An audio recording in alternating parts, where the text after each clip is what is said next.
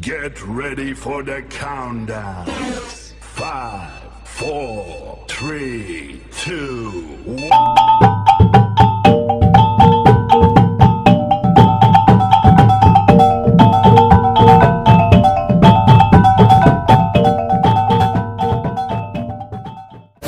Assalamualaikum warahmatullahi wabarakatuh. Waalaikumsalam warahmatullahi wabarakatuh. Selamat siang dan sana, Sobat Sesu, dimanapun Anda berada. Jumpa lagi dengan saya Samsul Makamar Bendang di channel Sesu TV. Baik dan sana, beberapa hari belakangan ini saya, Datuk Godang dan Bang Dr. Haji Sapradi sengaja berkunjung ke Yogyakarta untuk ya di samping liburan melihat anak-anak kita yang sekarang sedang kuliah di Yogyakarta.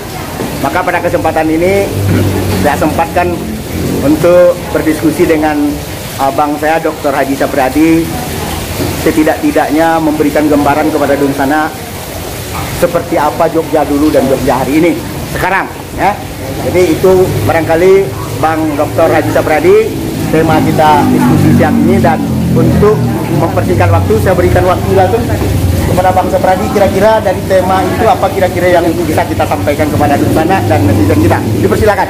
Baik, terima kasih Bang Sob. Ya, memanggilnya Bang Sob. Kalau nama aslinya Ya. Samsul Kamal. Yo. Nama mayanya Samsul Kamal Bendang. Betul. Saat ini saya bersama Song dan Datuk Godang Betul. Negerian Tambang Ya. dan berada di sebuah kafe Ya. namanya Kampung Suka. Kampung Suka. Soka. Kampung Suka ini Ya. ada di desa Purwomartani. Purwomartani, Kabupaten Sleman. Kabupaten Sleman. Tempatnya di Jalan Kadi Sokaraya. Kadi Sokaraya. Oke. Tempat ini tidak jauh dari Stadion Sepak Bola Maguwo. Maguwo Harjo. Ya. Nah, Sleman termasuk salah satu kabupaten Ya. di daerah istimewa Yogyakarta yang berkembang Betul. setelah Jogja. Setelah Nah, kota bagi Jogja. saya Ya. Yogyakarta ini boleh disebut kota kedua Ya.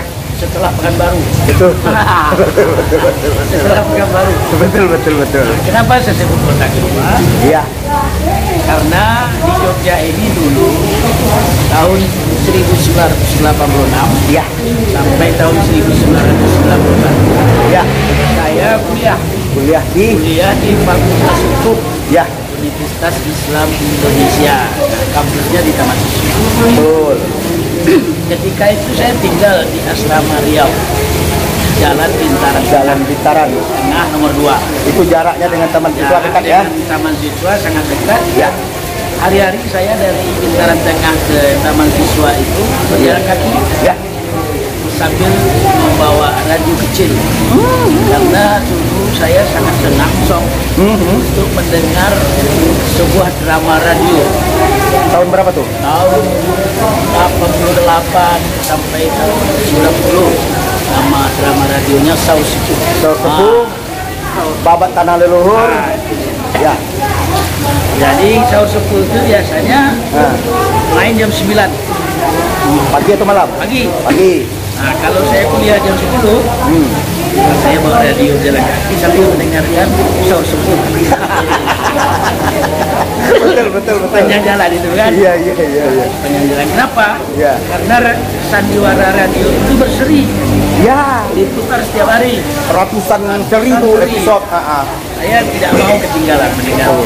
Ada bintang-bintang radio yang waktu itu sangat populer dalam Saur Sepuh itu. Drama Kumbara. Raman Kumara, Mantili, Mantili. Lasmini, Ya. dan lain-lain.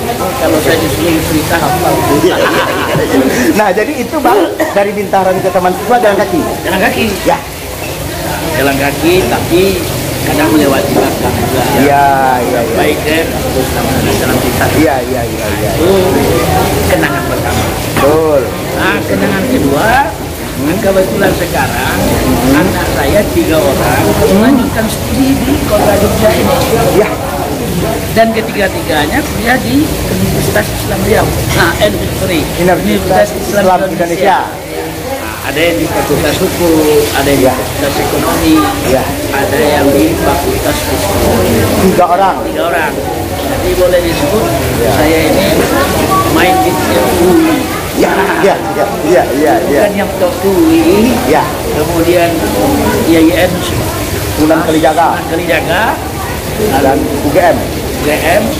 Kalau swasta yang tambah lagi Universitas Muhammadiyah. Betul.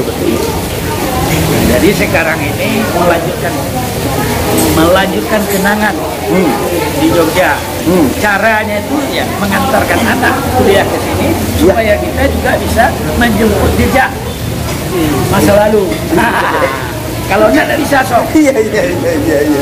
Jadi kalau Song mau menjemput jejak yang pernah ditapak di Jogja kota itu, yang pernah ditapak jejak itu di sebuah kota, ini mana sekolah? Oh gitu ya. Nah, kalau pernah punya nostalgia misalnya di Semarang, kiri mana kuliah di Semarang? Atau Bandung, kiri mana kuliah di Bandung? Saya sejarah di Jogja. Saya kirim anak ke Jogja supaya saya bisa berulang datang ke Jogja. Kalau tidak, kapan masanya kita akan berkunjung ke kota ini kembali. Nah, saya potong sedikit Bang. Jadi ada memori tadi dulu di tahun 80 berapa Bang?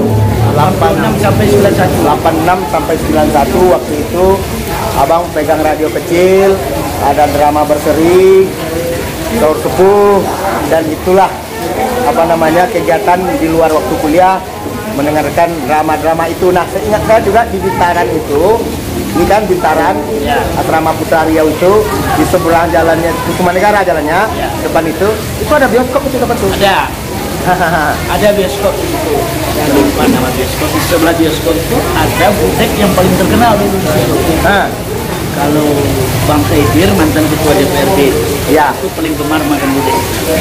Nah, soal bioskop ini berarti juga kawan-kawan asrama Putra Riau itu kalau nonton di situ. Itu nonton. Ada duit buat nonton. Kalau ada duit buat nonton. Kemudian kalau pagi makan nasi pagi berutang di warung kecil di pojok Patwalam tuh. Namanya warung Darmini.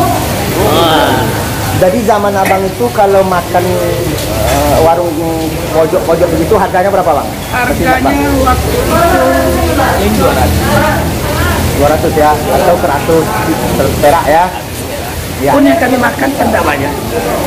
Makan tempe, kemudian makan nasi lauk tempe, makan soto lauk tempe, atau telur, di sini istilahnya ndok. Kadang lauk itu bukan tempe, goreng pisang. Goreng pisang ya? Goreng pisang lauknya. Dan hampir seluruh anak asrama Putra itu, mulai dari Bang Samsudin, Abrizal Okaha, kemudian Herman Sila, terus Abuna Ayur, Iwan Ramli, dan lain-lain, itu makannya ke sana semua kalau pagi. Kalau Indra Muklis ada Bang? Indra Muklis dia tidak pernah tinggal di asrama. Indra Muklis tidak pernah tinggal di asrama. Yang pernah tinggal di asrama itu termasuk Bang Sumardi. Jadi di sana sedikit saya potong pembicaraan Bang Haji Sapriadi. Jadi tadi beliau sudah mengungkit bahwa dulu Sesuk, kalau istilah kanal saya, Sesuk di Jogja ini kuliner-kulinernya itu murah, bahkan harga 100 perak saja kita sudah bisa makan.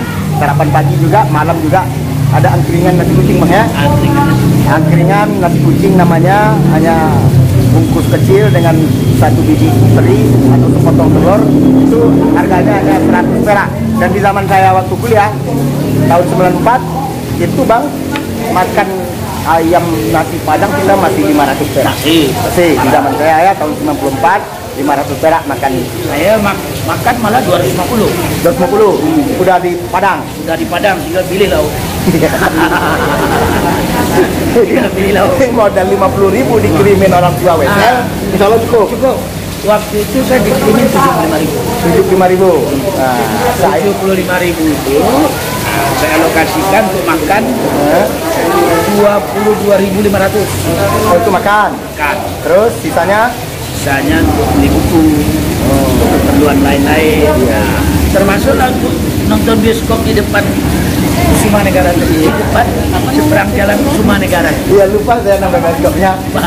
Dan kesananya bang, kesananya itu tuh jalan Kusuma Negara itu sebelum sampai ke pos Malioboro itu, kantor pos pusat itu, sebelah kanan ini ada bioskop tuh bang, Senopati. Ya, iya Senopati itulah namanya. Hah? Bioskop Senopati. Itu yang Senopati. Ah, itulah Dan bioskop. ini di sini diputar film-film India, Ya, ya kan? bioskop. Ah, itu di alun-alun. Oh, di alun-alun. Kalau yang di Kusuma Negara tadi bioskop Senopati. Senopati. Nah, jadi di sana kami memang sekarang ini sedang berkisah lama soal Jogja, nah soal kuliner. Ah, Soal kuliner kan ada tuh bang di Pakualaman. Ya Pakualaman waktu saya kuliah itu enak ngetek di situ. teh, namanya teh poci. Teh poci, Teh poci. Kemudian pisang pisang goreng goreng, atau mie. mie. Itulah makanan khas kita. Tambah telur apa? Telur puyuh. Puyuh. Ya. Ah, Jadi itu tuh dan lokasinya Pakualaman itu gelap bang. gelap. Sampai sekarang masih ada itu. Masih ada Saya masih sering kalau malam gitu. di Pakualaman. Pakualaman. Oke. Selain Pakualaman barangkali Bang Pradi yang agak dulu ada dan sekarang masih ada. Ada nggak kira-kira tempat itu kuliner dulu? Ada di alun-alun. Alun-alun. Alun-alun. Di alun-alun itu kan saya juga sering Ya. yang malam-malam semalam tuh di alun-alun. Kemudian ya, kalau di asrama Bintaran itu di sebelah gereja ada warung-warung kecil. Di Bintaran itu. Bintaran itu warung-warung kecil yang terbuat dari papan. Terbuat dari papan. Dan sampai sekarang warung itu masih ada. Nah, apa menunya tuh? Makan biasa. Oh, makan biasa. Sama harian lah. Iya, iya. Sampai sekarang warung itu masih ada, penghuninya masih itu juga. Nah, saya kalau siang masih Iya. di situ. Oh, gitu. Ada waktu dari Sleman ini, nah, saya masih berkunjung ke Warung-warung itu. warung kecil itu. Ya, iya, iya. Termasuk ke tempat Pak Darmini tadi. Oh, masih juga Darmininya masih. Masih Darmini. Saya masih sering kalau jam 10 siang Ya. ada kegiatan jalan-jalan saya pasti mampir ke tempat Darmini. Iya. Nah, jadi itu soal kuliner. Tadi ada soal hiburannya, ada drama radionya, ada bioskopnya. Nah, barusan kita bahas soal kulinernya. Kalau soal kampus tadi bang. Nah, jadi kampus karena memang Jogja ini kan kota pelajar nih. Ya. Nah, kira-kira jumlah kampusnya dari waktu abang kuliah di sini dengan kondisi hari ini, jumlah mahasiswanya atau bentuk kos-kosannya dulu dan sekarang seperti apa nih? Kos-kosan mahasiswa. Oke, sekarang jumlah kampus, jumlah kampus di Jogja itu sudah jauh bertambah. Ketika saya masuk, saya hitung kampus swasta itu lebih kurang 20. Waktu abang pertama masuk tahun 80-an itu. Dan ketika itu terasa sekali betapa sulitnya mencari perguruan tinggi swasta, ya. Karena yang menjadi incaran bagi kita yang datang dari daerah untuk masuk perguruan tinggi swasta itu UI. Samping UI ada Muhammadiyah. Iya. Tapi prioritas utama di UI. Iya. Sulit menembus karena tingkat kompetisinya berat. Ya, betul. Yang kedua, ini diperlukan oleh mahasiswa dari berbagai daerah. Betul. Dan cara masuk UI sekarang itu berbeda dengan dahulu. Dahulu kan kita harus datang ke Jogja ini tes manual, Iya dong. tes tertulis. Iya dong. Kalau sekarang kan tidak. Iya. Di Pekanbaru sudah ada tempat tesnya di SMA Alam. Iya. Kemudian jalur masuknya sudah banyak. Iya. Ada jalur masuk tes Ya. ada jalur masuk rapor, ada baru masuk jalur beasiswa. Iya. Dan itu tidak perlu kita ke Jogja. Ya, cukup online saja. Iya.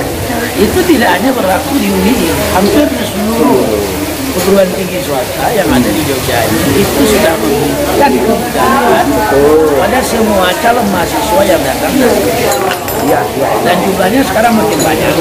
Perkiraannya berapa Bang? Ada 300? Oh, enggak ada. Oh, enggak sampai? Nanti 100. 100 lebih?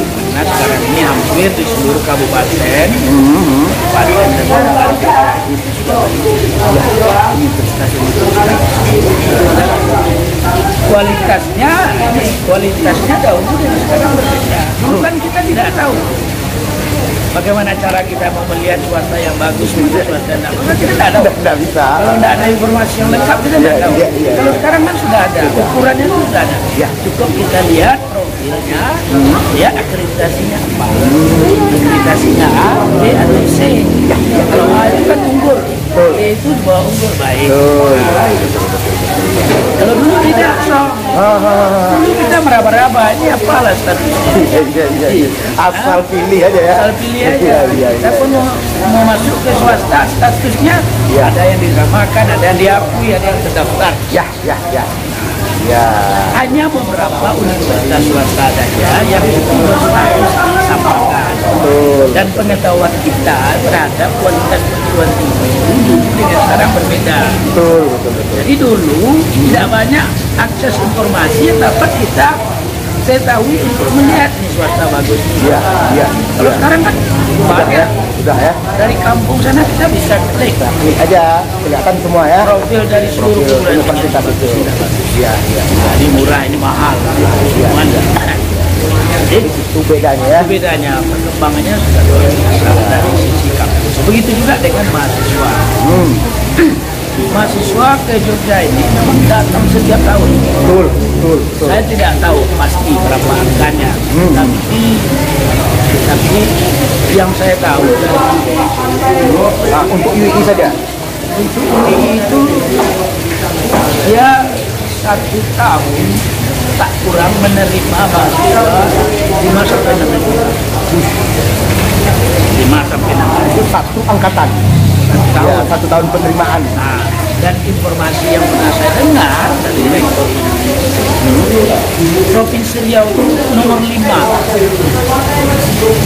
Apanya? Calon mahasiswa Riau yang mendaftar itu nomor 5. Terbanyak. Terbanyak. Nah, terbanyak setelah Jawa Tengah, Jakarta, Kalimantan. Nah, 5 Nomor Riau. 5 Riau ya. Nah, sekarang kita kan tinggal hitung-hitung kasar saja berapa banyak perguruan tinggi yang Ya. selesai. Ya. Kalau dia di atas angka 100, tinggal kalikan saja satu universitas yang swasta dan kita hitung negeri ini. Negeri tentu lebih banyak lagi kan? Ya. Wisudanya berapa kali? 2 kali, terkadang ada 3 kali. UI itu 4 kali wisuda 1 tahun. Iya. 1 kali wisuda itu berapa? Berapa ribu ya? Berapa ribu? Ya. Paling tidak 1.000. Kali 4. Kali 4. 4.000. 4.000. Itu hanya UI saja. UI saja. Jadi jumlah masuk, Jumlah keluar.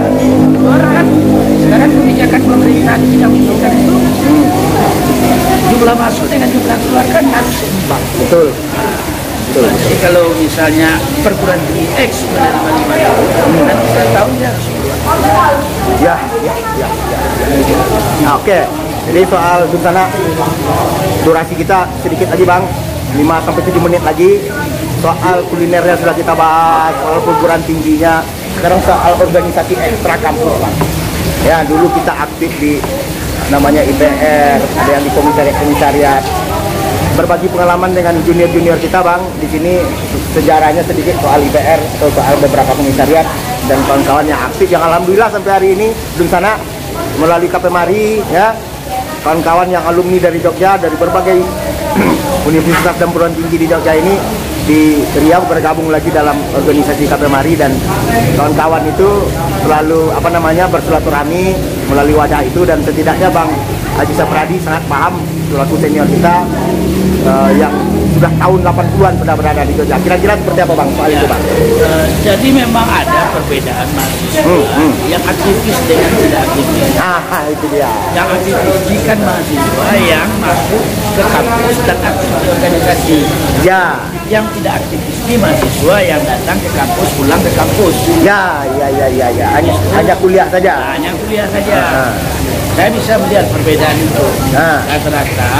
Rata-rata kawan-kawan saya yang seangkatan dengan saya, dan mungkin seangkatan juga dengan sama Datuk ini, yang kelihatan berkiprah di kancah politik nasional juga daerah, Iya, betul. itu rata-rata yang Ya, aktivis sekarang ini. Ya, aktivis ya.